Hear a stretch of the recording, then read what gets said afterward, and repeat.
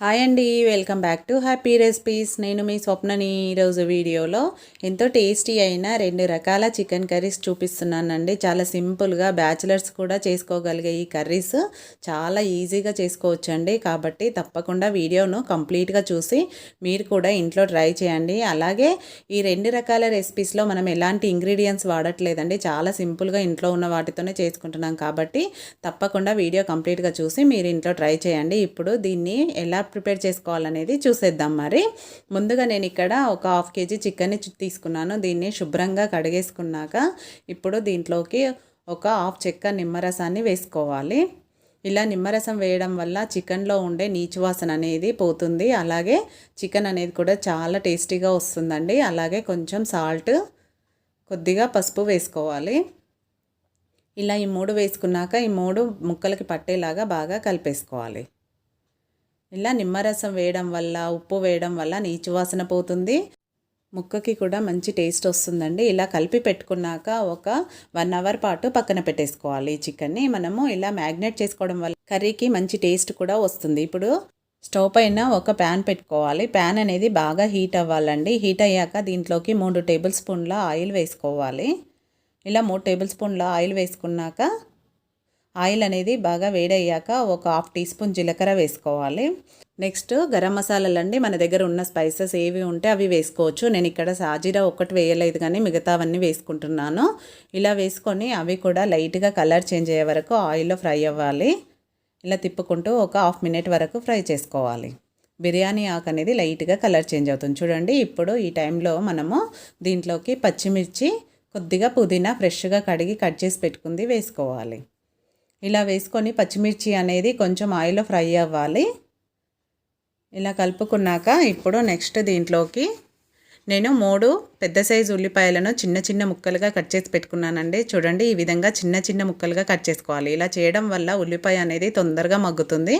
So అందుకని ఇలా చిన్న చిన్న ముక్కలుగా కట్ చేసుకొని ఉల్లిపాయలు ఆయిల్లో వేసేసుకోవాలి. ఈ ఉల్లిపాయలు అనేది కూడా మంచి కలర్ వచ్చే వరకు ఫ్రై చేసుకోవాలి. తొందరగా ఫ్రై అవ్వడం కోసం దీంట్లో కొంచెం సాల్ట్ వేసుకొని కలిపి ఒక 2 నిమిషాల పాటు మీడియం టు లో ఫ్లేమ్ అడ్జస్ట్ చేసుకుంటూ మధ్య మధ్యలో కలుపుతూ ఉల్లిపాయ మంచి కలర్, గోల్డెన్ కలర్ వచ్చే వరకు ఫ్రై చేసుకోవాలి. ఉల్లిపాయను మనము ఎంత కలర్ వచ్చే వరకు ఫ్రై చేసుకుంటే మన గ్రేవీ అనేది అంత పర్ఫెక్ట్గా వస్తుందండి. ఉల్లిపాయ మంచి కలర్ వచ్చే వరకు ఫ్రై చేస్తేనే మనకు పర్ఫెక్ట్గా ఉంటుంది గ్రేవీ. ఇప్పుడు మూత పెట్టేసి ఇంకొక నిమిషం పాటు ఉడికించుకోవాలి. చూడండి, ఉల్లిపాయ దాదాపు మగ్గిపోయింది కదా. ఒకసారి కలిపి చూస్తే కలర్ కూడా చేంజ్ అయిపోయింది. ఇలా ఉల్లిపాయ మంచిగా ఈ కలర్లోకి వచ్చాకనే మనము మిగతాది యాడ్ చేసుకోవాలి. ఇక్కడ నేను ఇప్పుడు 1.5 టేబుల్ స్పూను ఫ్రెష్గా దంచుకున్న అల్లం వెల్లుల్లి పేస్ట్ వేసుకుంటున్నాను. ఎప్పుడైనా మనం నాన్ వెజ్లో ఇలా ఫ్రెష్గా దంచుకుంది వేసుకున్నాం అనుకోండి, టేస్ట్ అనేది చాలా బాగుంటుంది. ఈ అల్లం వెల్లుల్లి పేస్ట్ ఆయిల్లో బాగా ఫ్రై అవ్వాలి. ఇలా కలుపుకొని ఇప్పుడు లో ఫ్లేమ్ పెట్టుకొని ఒక 1/2 మినిట్ వరకు ఉడికించుకోవాలి. అల్లం వెల్లుల్లి పేస్ట్ వేసాం కాబట్టి ఆ స్మెల్ అనేది కూడా చాలా బాగుంటుంది. ఒక 1/2 మినిట్ వరకు మూత పెట్టేసుకొని, అడుగు పడుతుంది కాబట్టి ఎక్కువ అవసరం లేదండి. 1/2 మినిట్ తర్వాత మూత తీసి ఇలా కలిపేసుకొని ఒకసారి చూడండి, అడుగు అనేది పట్టలేదు. ఇలా ఒకసారి బాగా కలిపేసుకున్నాక నెక్స్ట్ దీంట్లోకి ఒక పెద్ద టమాటాను చిన్న చిన్న ముక్కలుగా కట్ చేసుకున్నాను. టమాటా ఎక్కువ వేయొద్దండి, నేను ఇక్కడ ఒకటే టమాటా వేసాను. మీరు కూడా ఒకటే వేసుకోండి, టేస్ట్ అనేది బాగుంటుంది. మరి టమాటా ఎక్కువ వేస్తే బాగుండదు. ఉల్లిపాయలు మనం ఎక్కువ వేసుకున్నాం కాబట్టి టమాటా ఒకటి వేసుకుంటే సరిపోతుంది. టమాటా అనేది కొంచెం సాఫ్ట్గా అయ్యే వరకు ఒక 1 మినిట్ వరకు లో ఫ్లేమ్లో ఉడికించుకోవాలి. అల్లం వెల్లుల్లి పేస్ట్ వేసాం కాబట్టి అడుగు పడుతుందని లో ఫ్లేమ్లోనే ఉడికించుకోవాలండి. ఇక్కడ నేను నాన్ స్టిక్లో చేస్తున్నాను కాబట్టి లో ఫ్లేమ్లో అయినా అడుగు పట్టట్లేదు. మీరు మామూలు ప్యాన్లో చేస్తే మాత్రం మధ్య మధ్యలో కలుపుతూనే ఉండాలి, లేదంటే అడుగు పట్టేస్తుంది. చూడండి, టమాటో కూడా కొంచెం సాఫ్ట్ అయింది కదా. ఇప్పుడు దీంట్లోకి కొద్దిగా పసుపు వేసేసుకుందాము. వేసుకొని మళ్ళీ ఒకసారి అంతా కలిపేసుకోవాలి. కలిపి ఒక 1/2 మినిట్ వరకు మళ్ళీ మూత పెట్టేసుకొని లో ఫ్లేమ్లోనే ఉడికించుకోవాలి. ఫ్లేమ్ అనేది చిన్నగా పెట్టుకోవాలండి. ఇప్పుడు ఒక 1/2 మినిట్ తర్వాత మళ్ళీ మూత తీస్తే మనకు టమాటా మరీ సాఫ్ట్గా అయిపోతుంది.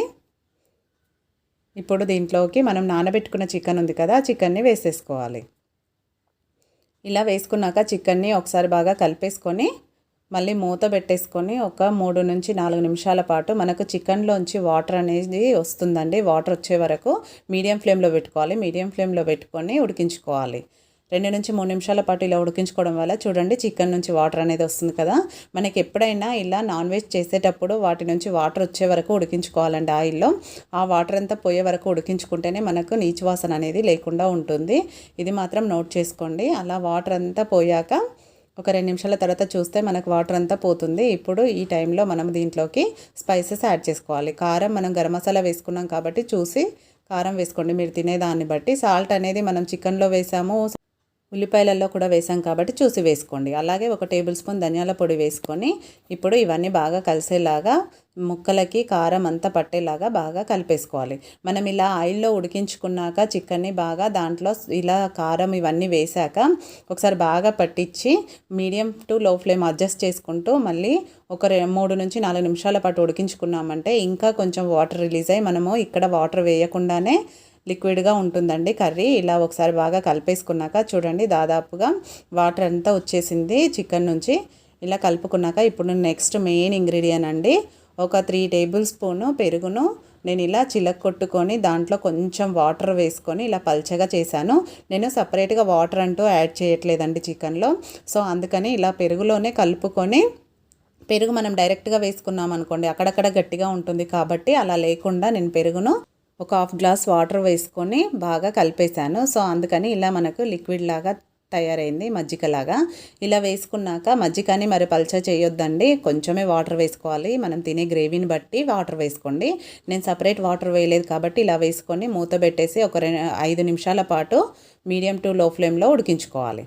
చూడండి ఒక 5 నిమిషాల తర్వాత దాదాపుగా మనకు చికెన్ కర్రీ ఉడికిపోయింది. ఒక్కసారి ముక్కను చూస్తే తెలిసిపోతుంది. ఇంకొంచెం ఉడకాలండి, లేదు ఇంకా కొద్దిగా ఉడకాలి. 1 నిమిషం పాటు మళ్ళీ మూత పెట్టేసి ఉడికించుకోవాలి. మనము ఇక్కడ వాటర్ ఎక్కువ వేసామనుకోండి కర్రీ గ్రేవీ అనేది మనకు అంత తిక్కుగా రాదు కాబట్టి 1 నిమిషం తర్వాత చూడండి ఆయిల్ అంతా పైకి వచ్చి మనకు పర్ఫెక్ట్గా రెడీ అయిపోయింది. ఈ టైంలో మనము 1 టేబుల్ స్పూను కసూరి మేతి వేసుకోవాలి. కసూరి మేతి మాత్రం కంపల్సరీగా వేసుకోండి. ఎక్కడ సూపర్ మార్కెట్లో కానీ కిరాణా షాప్లో కానీ ఎక్కడైనా దొరుకుతుంది, ఈజీగా అవైలబుల్గా ఉంటుంది కాబట్టి కసూరి మేతి వేయడం వల్ల చికెన్కి మంచి టేస్ట్ వస్తుంది. తప్పకుండా వేసుకోండి ఈ కసూరి మేతి మాత్రం. ఇలా వేసుకున్నాక ఇప్పుడు స్టవ్ ఆఫ్ చేసేసుకొని కర్రీని సర్వ్ చేసుకోవడమే. చూడండి ఎంతో టేస్టీ యమ్మీ అయిన చికెన్ కర్రీ రెడీ అయిపోయింది. చాలా సింపుల్గా అయిపోయింది కదండి. బ్యాచిలర్స్ కూడా ఈజీగా చేసుకోవచ్చు కాబట్టి టేస్టీగా కూడా ఉంటుంది. రోటీ, రైస్, చపాతీ అన్నిట్లోకి పర్ఫెక్ట్గా ఉంటుంది. టేస్ట్ అయితే చెప్పనవసరం లేదండి. ఒక్కసారి తప్పకుండా ఇలా ట్రై చేయండి. ట్రై చేసి మీకు ఎలా కుదిరిందో కామెంట్ పెట్టండి. అలాగే ఈ వీడియో మీకు నచ్చినట్టయితే ఒక లైక్ చేయండి, మీ ఫ్రెండ్స్ రిలేటివ్స్తో షేర్ చేసుకోండి. ఇప్పుడు నెక్స్ట్ కర్రీ ఎలా ప్రిపేర్ చేసుకోవాలనేది చూసేద్దాం. మరి చికెన్ కర్రీని ఎప్పుడు రొటీన్గా ఒకేలాగా కాకుండా ఇలా ఒక్కసారి డిఫరెంట్గా ట్రై చేయండి. ఎక్కువ మసాలాలు కాకుండా చాలా సింపుల్గా చేసుకోవచ్చు. చాలా బాగుంటుంది. టేస్ట్ కూడా, గ్రేవీ కూడా చాలా చిక్కగా బాగుంటుంది.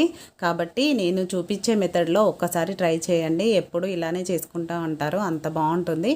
ఇప్పుడు దీన్ని ఎలా ప్రిపేర్ చేస్తామో చూద్దామా. మరి వీడియోలోకి వెళ్ళిపోదామా.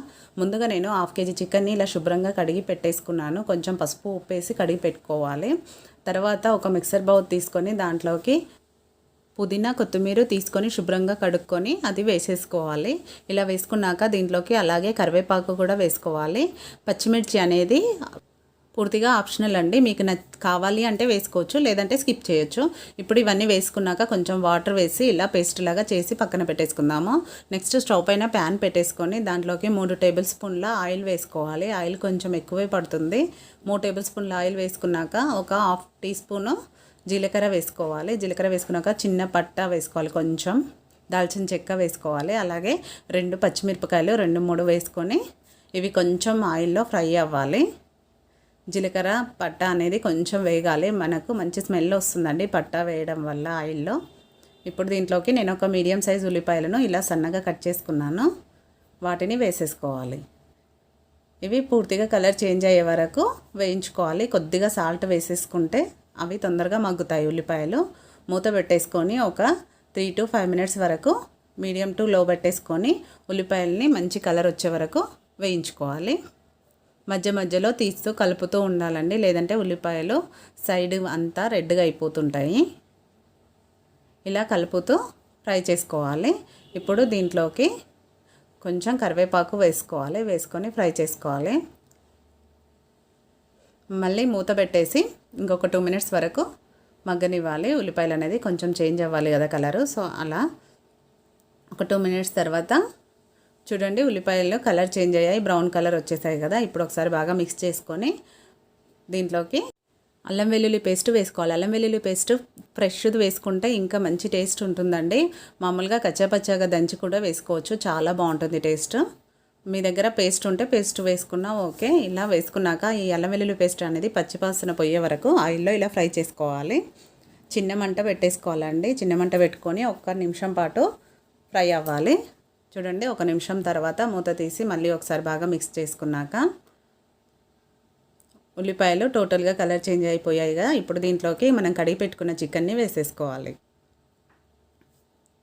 చికెన్ని వేసుకొని చికెన్ మొత్తం కలిసేలాగా ఇలా కలుపుకొని మూత పెట్టేసి ఒక 5 నిమిషాల పాటు మీడియం ఫ్లేమ్లో ఉడికించుకోవాలి.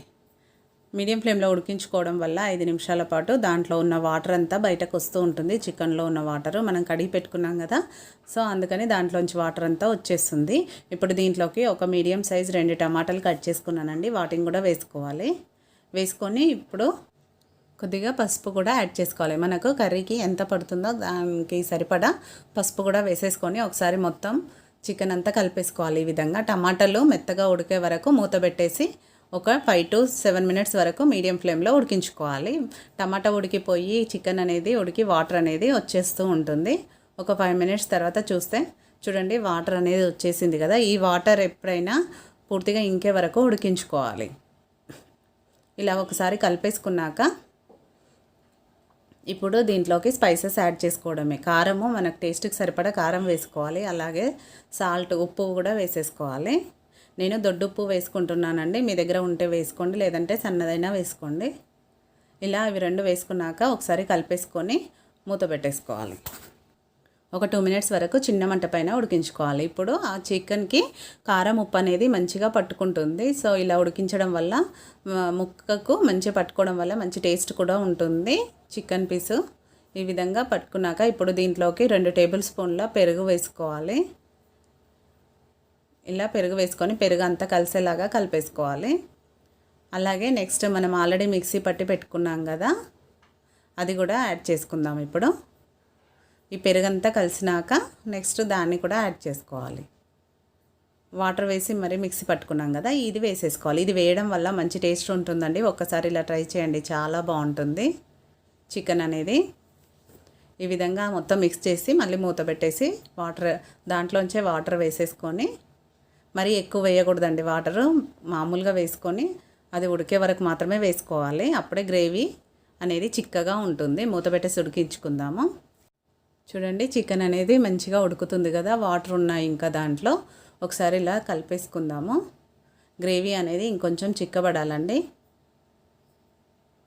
ఇప్పుడు దీంట్లోకి ఒక హాఫ్ టీ స్పూను ధనియాల పొడి వేసుకోవాలి. ఒక half teaspoon garam masala వేసుకొని ఒకసారి కలిపేసుకొని మళ్ళీ మూత పెట్టేసి ఒక 2 నిమిషాల వరకు చిన్న మంట పైన ఉడికించుకోవాలి. గ్రేవీ అనేది అంతలోపు ఇంకా కొంచెం చిక్కగా అవుతుంది. చూడండి ఇలా మూత పెట్టుకున్నాక ఇప్పుడు మంచి స్మెల్ వస్తుందండి. మూత తీయగానే ఆయిల్ అనేది మొత్తం పైకి వచ్చేసింది చూడండి. ఇలా ఆయిల్ పైకి వచ్చింది అంటే కర్రీ రెడీ అయిపోయినట్టే. రెడీ అయిపోయిందండి. మనం ఇప్పుడు కర్రీని బౌల్లోకి తీసేసుకుందాము. రైస్కి, రోటీకి అన్నిట్లోకి చాలా టేస్టీగా ఉంటుందండి ఈ కర్రీ. చాలా సింపుల్గా చేసుకునే కర్రీ కాబట్టి ఎప్పుడూ ఒకేలాగా కాకుండా ఇలా ఒకసారి డిఫరెంట్గా ట్రై చేయండి. ఇంట్లో అందరికీ తప్పకుండా నచ్చుతుంది, చాలా టేస్ట్గా ఉంటుంది. కాబట్టి వీడియో కంప్లీట్గా చూడండి, చూసి ట్రై చేయండి. ట్రై చేసి మీకు ఎలా కుదిరిందో మా కామెంట్ మాత్రం పెట్టడం మర్చిపోకండి. అలాగే ఈ వీడియో కనుక మీకు నచ్చినట్లయితే ఒక లైక్ చేయండి, మీ ఫ్రెండ్స్కి, రిలేటివ్స్కి షేర్ చేయండి.